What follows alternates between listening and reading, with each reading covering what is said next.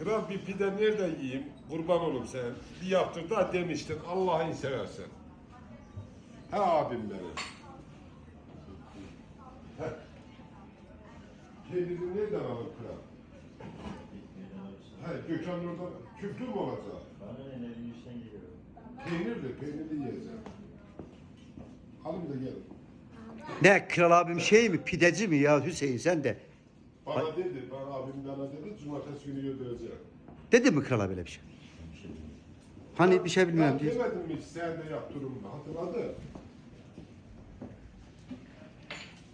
Ya abi. Niye bunaldıysan adam ya? Cık, ayıptır ya Hüseyin üstüne gitme o kadar sende ya. Ben bir şey demiyorum abi. Bak abiler Trabzon'dan gelmişler hoş geldiniz. Kral abi ziyarete geldiniz herhalde. Çocuklar gelin kral dedesi boynuna sarılın da. Maşallah. Bunlar da kral dedelerini görmeye gelmişler. Geldiler, bak görüyor musun sen? Gelin sarılın, gelin. Kötü örnek olma, kötü örnek olma. Çocuklar gelmiş. Allah Allah. Nereye? Darlandı gene. Meymenet. Darlandı gene. Meymenet.